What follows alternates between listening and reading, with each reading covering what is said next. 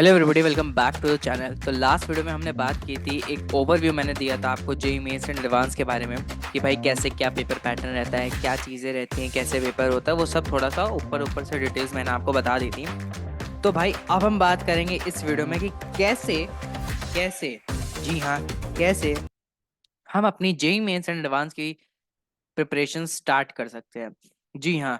तो भाई हमने एक ओवरव्यू देख लिया, अब हम बात करते हैं कि भाई कैसे, भाई अगर आपको आईआईटी में जाना है तो हमें जेई मेंस और एडवांस फोड़ना पड़ेगा, और वो उसकी प्रिपरेशन कैसे स्टार्ट करनी है वो हम आज के बारे में बात करेंगे। देखो, सबसे पहले तो ये जान लो, जेई मेंस और एडवांस जो होता है ना, बहुत ही कॉम्पिटिटिव एग्जाम होते हैं। मतलब इसमें जो सिलेक्शन का चांस होता है वो अराउंड 3 to 4% होता है। ठीक है। तो बहुत कम चांसेस रहते हैं, लेकिन हमें उसके लिए बहुत ही, कहते हैं ना, इमेंस हार्डवर्क करना पड़ेगा। ठीक है, बहुत ज्यादा इमेंस हार्डवर्क करना पड़ेगा, तभी हम जेई मेंस एडवांस को क्रैक कर सकते हैं, अपनी सीट आईआईटी में पा सकते हैं। तो आज मैं तुम्हें पूरा डिटेल्स बताने वाला हूँ कि कैसे तुम अपनी जेई मेंस प्रिपरेशन को स्टार्ट कर सकते हो। ठीक है। और ऐसा वैसा स्टार्टिंग, एक गुड स्टार्ट कर सकते हो। और बस तुम्हें क्या करना है, उसी स्टार्ट को, जो तुमने स्टार्ट किया है उसी को कंसिस्टेंसी, एक वर्ड होता है कंसिस्टेंसी, उसको तुम्हें कंसिस्टेंट रहना है। ठीक है, कंसिस्टेंट रहना है तुम्हें उस पे। ठीक है, मतलब कि तुम्हें उससे पीछे नहीं हटना है। ठीक है, तुम्हें उसको फॉलो करते जाना है, करते जाना है, करते जाना है, एंड तक करते जाना है। मतलब तुम्हें मेहनत करनी है, मेहनत करोगे तो सफलता मिलेगी।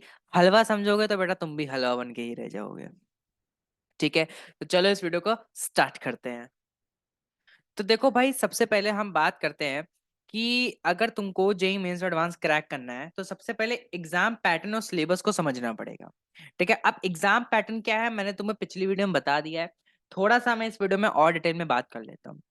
देखो, जो जेई एडवांस का जेई मेंस एडवांस का जो एग्जाम पैटर्न होता है, उसमें तुम्हें ये जानना रहता है कि भाई कितने क्वेश्चंस आ रहे हैं, कितने सेक्शंस हैं, कैसे क्वेश्चंस आ रहे हैं। ठीक है, तो एग्जाम पैटर्न समझो, उस पे +4 - 1 ये फंडा चलता है। ठीक है, देखो, सिंपल सी बात है, अगर तुम जेई मेंस का पेपर देखोगे, जेई मेंस का, तो वो 300 मार्क्स का होता है।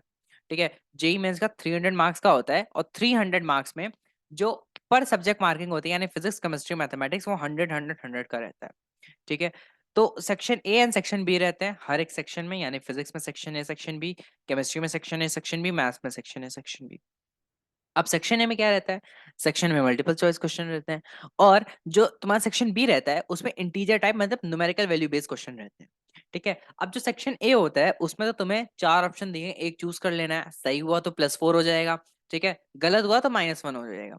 मतलब उसके तो क्वेश्चन के जीरो में जीरो मिलेंगे ही, मतलब 0 मार्क्स तो मिलेंगे, साथ में जितने तुम्हारे पहले बन रहे थे उसमें से एक माइनस हो जाएगा। तो ये फंडा रहता है, तो बहुत एक्यूरेसी हमें मेंटेन करनी रहती है। ठीक है, बहुत एक्यूरेसी, मतलब यार देखो, ऐसे भी केसेस मिलते हैं कि जैसे बच्चा बहुत पढ़ने में होशियार है। ठीक है, और वो थोड़ा सा सिली मिस्टेक के कारण वो थोड़ी सी गलती कर देता है, उसके लिए नेगेटिव मार्किंग हो जाती है। बच्चों के नेगेटिव में भी नंबर आते हैं एग्जाम में, तो इस चीज से हमें बचना है। दूसरा, सिलेबस। भाई जो जेई मेंस का सिलेबस है वो इस साल रिड्यूस कर दिया गया है, यानी एनसीईआरटी से इनलाइन सिलेबस लगा दिया गया है। पर ऐसे केसेस हमें जनवरी अटेम्प्ट में मिले हैं, मतलब 2024 के जनवरी अटेम्प्ट में हमें ऐसे केसेस मिले हैं जहां पे, समझ रहे हो, जहां पे आउट ऑफ सिलेबस क्वेश्चंस भी आते हैं। तो अगर तुम ये सोच के बैठे हो कि भाई सिलेबस रिड्यूस है, इतना ही सिलेबस है, मैं कर लूंगा आराम से, तो यार बोर्ड लेवल का है, तो बेटा ऐसा नहीं है।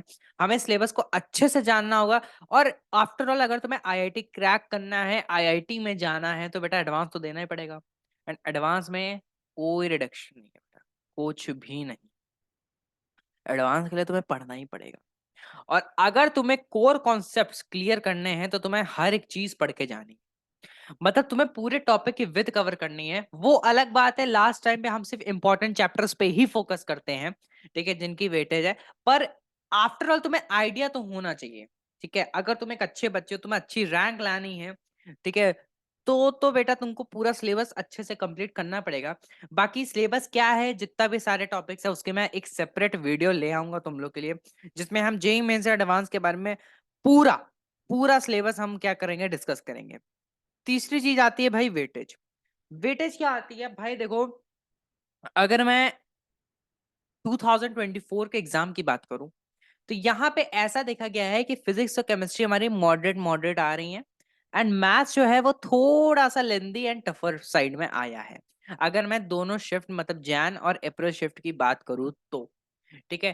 तो यहां से हम देख सकते हैं कि अगर मेरा कंसंट्रेशन फिजिक्स एंड केमिस्ट्री में ज्यादा रहेगा तो मुझे वो ज्यादा फायदा करेगा। ऐसा नहीं है कि मैं मैथ्स छोड़ के चला जाऊं, ना ना, अभी बेटा तुमको नहीं करना है मैथ्स छोड़ना है, ठीक है। अभी तुम्हें मैथ्स, केमिस्ट्री एंड फिजिक्स में ज्यादा मतलब ज्यादा से ज्यादा टाइम देना है, ठीक है, मतलब तीनों को बराबर टाइम देना है, ठीक है। ओके, अब देखो हमें एक कॉम्प्रिहेंसिव स्टडी प्लान डिजाइन करना होगा अपने हिसाब से। देखो, मैं तुमको चाहे कुछ भी बता दूं, कोई और तुमको चाहे कुछ भी बता दे, तुम्हारी सिचुएशन क्या है, ठीक है, तुम्हारे घर की सिचुएशन क्या है, तुमसे बेहतर कोई नहीं जानता। ये रियलिटी है, ये ट्रुथ है। तुम हजारों वीडियोस देख लोगे यूट्यूब पे कि भाई मुझे ये टाइम टेबल बता दो, मुझे ये टाइम टेबल बता दो, लेकिन वो सब ना एक एज अ सैंपल रखा करो अपने लिए।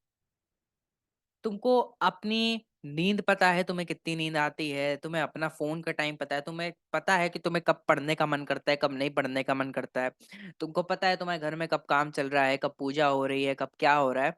तो उस सैंपल से लेके अपने स्ट्रैटेजी अलग बनाए, ठीक है। तो वो तो चलो बात की बात है, वो उसके बारे में हम आगे बात करेंगे। लेकिन हमें अगर अपनी आईआईटी जी की प्रिपरेशन को एक बूस्ट देना है, बूस्ट से हमें स्टार्ट करना है, मतलब फुल कॉन्फिडेंस के साथ स्टार्ट करना है, तो हमें एक कॉम्प्रिहेंसिव स्टडी प्लान बनाना पड़ेगा। अब कॉम्प्रिहेंसिव स्टडी प्लान कैसे बनेगा, ये देखो। सबसे पहले असेसमेंट।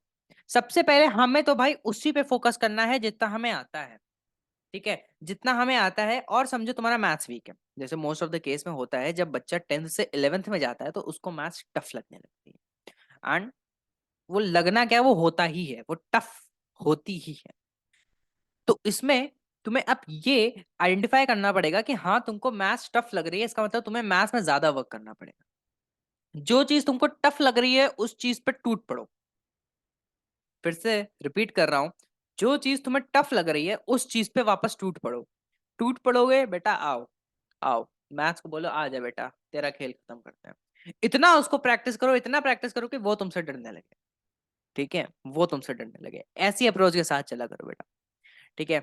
अब गोल सेटिंग, गोल एक सेट कर लो। अब ऐसा भी गोल ना सेट करो कि भाई मुझे 7 दिन बचे हैं, 7 दिन में मुझे पूरा जेई का सिलेबस मैं खत्म कर डालूंगा, ये ऐसे चुटकी बजा के। नहीं बेटा, ऐसा नहीं होता है, ठीक है। हमें एक स्पैन ऑफ टाइम में पर्टिकुलरली चीजें ही करनी चाहिए। हम ज्यादा चीज भी नहीं लेंगे, कम चीज भी नहीं लेंगे कि जिससे हमारा बैकलॉग बन जाए, ज्यादा नहीं लेंगे जितना हमारा ओवर हो जाए कि भाई दिमाग में फिट ही ना हो, ठीक है। हम आराम आराम से चलेंगे, ठीक है, आराम आराम से चलेंगे पर कंसिस्टेंट रहेंगे। शेड्यूलिंग, भाई अपना एक स्टडी शेड्यूल बना लो कि भाई मुझे एक हफ्ते में 2 चैप्टर तो करने ही करने हैं, ठीक है। तो ऐसे में क्या रहेगा, एक अपना टारगेट सेट करके करके चलोगे, तो टारगेट सेट करके चलोगे तो उसमें क्या होगा कि तुम्हें अंदर से फील अच्छा आएगा, ठीक है, और तुम कंसिस्टेंट रह पाओगे। देखो कंसिस्टेंसी, बच्चा ये वीडियो देखेगा जोश जोश में स्टार्ट कर देगा, आओ भाई कल से, है ना, कल से हम बढ़िया पढ़ते हैं, ठीक है, बुक खोल के बैठ जाएगा, लेक्चर लगा लेगा, वो सब कर लेगा, लेकिन होता है शेड्यूलिंग। अब इसमें एक और चीज आती है जो कि तुम्हारी हेल्प करती है, वो है कोचिंग। भाई बहुत सारे बच्चे कंफ्यूज रहते हैं कि सर मैं यूट्यूब से पढ़ूं, कि सर मैं ऑनलाइन बैच ज्वाइन करूं, कि सर मैं ऑफलाइन कोचिंग इंस्टीट्यूट ज्वाइन करूं। देखो, ये कंप्लीटली योर प्लान है, ठीक है, मतलब योर मतलब पॉइंट ऑफ डिस्कशन है ये। इसमें सब आपके ऊपर है कि आप पढ़ने में कैसे हो, आपकी अप्रोच कैसी है, आपके घर वाले क्या कह रहे हैं, तो ये आप पे है। बाकी अगर तुमको चाहिए कि अगर मुझे कोचिंग में कंफ्यूजन हो रहा है तो मैं उसकी भी वीडियो ले आऊंगा, ठीक है। देखो इस चैनल पे तुमको कंप्लीट गाइडेंस और स्ट्रेटेजी तो मिल ही रही है, तो हम कोई पॉइंट छोड़ेंगे नहीं। तुम्हारे जितने भी डाउट्स है एक बार कमेंट कर दिया करो, मैं उन कमेंट्स को पढ़ के, मैं सारे कमेंट्स पढ़ लूंगा, उन कमेंट्स को पढ़ के मैं अगली वीडियो ले आऊँ, ठीक है, जो तुम्हारी हेल्प कर सके। देखो मैं ये नहीं कह रहा हूँ कि तुम मेरी वीडियोस को ब्लाइंडली ही फॉलो करो, नहीं। तुम वीडियोस इसलिए देखते हो ताकि तुम्हें एक आइडिया लग जाए और तुम अपने हिसाब से उसको मॉडिफाई कर लो, ठीक है। आगे चलते हैं।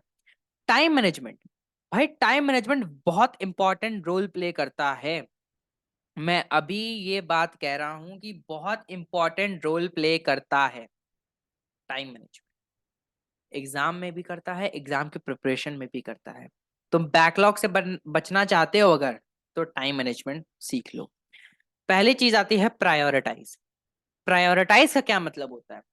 प्रायोरिटाइज का ये मतलब होता है कि प्रायोरिटाइज का ये मतलब होता है कि जैसे मान लो तुम्हारी फिजिक्स अच्छी है, मैथ्स वीक है, तो बेटा तुम मैथ्स में थोड़ा सा ज्यादा टाइम दे दो, फिजिक्स में थोड़ा सा कम टाइम दे देना। ठीक है, तो तुमने मैथ्स को क्या किया, प्रायोरिटाइज किया। तुम जानते हो तुम्हारी मैथ्स वीक है, ठीक है, जस्ट फॉर एग्जाम्पल, ठीक है, तुम जानते हो तुम्हारी मैथ्स वीक है, तुमने उसको प्रायोरिटाइज कर दिया कि नहीं मैं मैथ्स ज्यादा पढ़ूंगा, मुझे इसको वीक नहीं एक स्ट्रॉन्ग सब्जेक्ट बनाना है। ऐसे करके पढ़ाई होती है। दूसरी चीज आती है ऑप्टिमाइज। जब तुम पढ़ रहे हो तो बीच बीच में ना ब्रेक ले लिया करो, बीच बीच में ब्रेक ले लिया करो। ब्रेक लेने से क्या होगा, तुम्हारी कंसिस्टेंसी मेंटेन रहेगी, माइंड पे ज्यादा लोड नहीं पड़ेगा। Review. At the end of the day तुम हर चीज जितना भी तुमने पढ़ा है, अगर तुम उसको रिवाइज करते हुए चलोगे, मतलब अगर तुम प्रॉपर रिवीजन कर रहे हो, प्रॉपर टाइम से रिवीजन कर रहे हो, तो तुम उस चीज को कभी नहीं भूल पाओगे। ठीक है, कभी भी नहीं भूल पाओगे।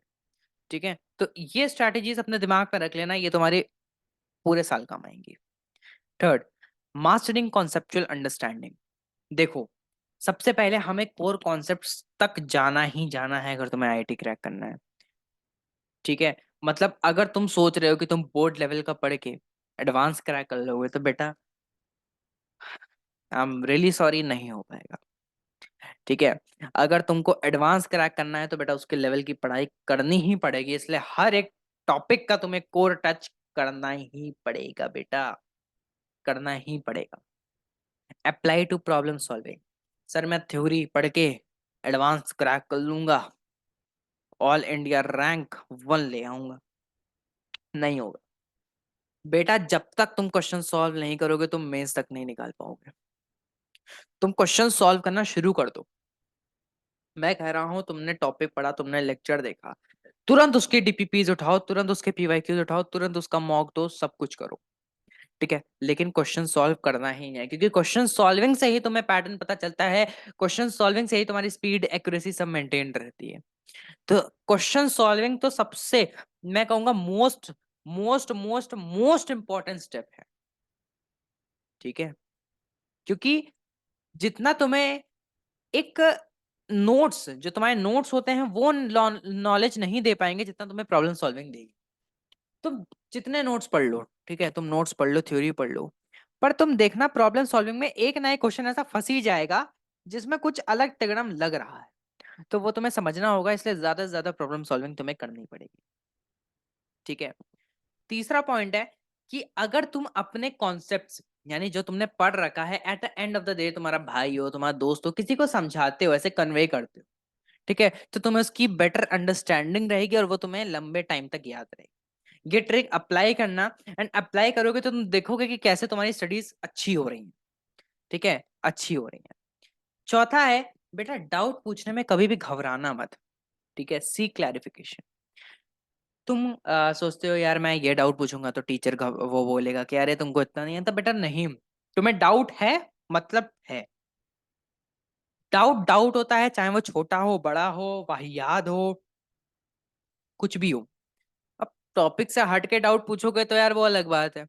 हाँ, टॉपिक का डाउट तो भाई डाउट है, प्रॉपर डाउट है, तुम उसको किसी से भी पूछ सकते हो, अपने स्कूल टीचर से पूछ सकते हो, अपने कोचिंग, अगर तुम कोचिंग इंस्टीट्यूट जाते हो तो वहां पूछ सकते हो। पर कभी भी डरना मत, मतलब कभी भी पीछे मत हटना डाउट पूछने से, डाउट पे डाउट लाओ। जितना क्वेश्चन प्रैक्टिस करोगे उतने तुम्हें डाउट्स आएंगे, एंड ये होता ही है। अगर तुम्हें डाउट नहीं आ रहा तो सोचो कि भाई तुम थोड़ा सा गलत रास्ते पे चल रहे हो। ठीक है, मतलब तुम प्रिपरेशन तुम्हारी ठीक नहीं जा रही है, तुम सीरियस नहीं। ठीक है, तो थोड़ा सा, ठीक है। अब practising with mock test and previous year paper आता है। अब इसमें क्या होता है भाई, मॉक टेस्ट में क्या होता है कि भाई अब तुमने पढ़ लिया, ठीक है, मैं कह रहा हूं तुमने एक चैप्टर पढ़ा, तुमने 2 चैप्टर पढ़े, जितना भी पढ़ा हो, ठीक है, उसका at the end of the day, या फिर मैं बोलूंगा कि जब भी तुम खत्म करो, जब भी तुम सारे प्रीवियस ईयर क्वेश्चंस लगा लो, तो एक उसका मॉक जरूर दो। ठीक है, मॉक दोगे तो तुम्हें मॉक से क्या होगा, एक टाइम मैनेजमेंट तो होगा। सबसे पहली चीज टाइम मैनेजमेंट, तुम्हारी स्किल्स इंप्रूव होगी। ठीक है, दूसरा आता है previous year paper. Previous year paper बहुत इंपॉर्टेंट है, क्योंकि उसी से तुम ट्रेंड को एनालाइज कर सकते हो कि ऐसा क्वेश्चन आता है बेटा मेंस में, ठीक है, ऐसा क्वेश्चन मेंस में आता है, ऐसा क्वेश्चन एडवांस में आता है, इतनी नेगेटिव मार्किंग जाती है, ऐसे नेगेटिव मार्किंग होता है, हमें ऐसे भी करना चाहिए उसको, इसका आंसर ऐसे नहीं, इसकी अप्रोच वैसे रहेगी, तो थोड़ा सा वो तुम देखते हो। तीसरा आता है फीडबैक एंड रिफ्लेक्शन। अब तुमने मॉक दे दिया, मान लो तुम्हारे 300 में 100 नंबर आए, अबे यार मुझसे तो कुछ होगा ही नहीं, 100 नंबर में क्या होगा, ये नहीं करना है। ठीक है, 100 नंबर आ रहे हैं, आने दो बेटा, क्योंकि तुम्हें अभी आगे बहुत मॉक टेस्ट देने हैं। अपनी परफॉर्मेंस को देखो, अपनी गलतियां देखो कि तुमने क्या गलतियां की हैं, और उस पे वर्क करना स्टार्ट करो। उस पे वर्क करोगे, उसको रिव्यू करोगे, तो वो गलतियां तुम्हारी स्ट्रांग हो जाएंगी। गलतियां स्ट्रांग नहीं मतलब वो टॉपिक स्ट्रांग हो जाएगा, उस पे तुम गलती वापस नहीं करोगे। ठीक है, अगर आप अपनी गलतियों से सीख लेते हैं तो आप कभी भी फेल नहीं होते।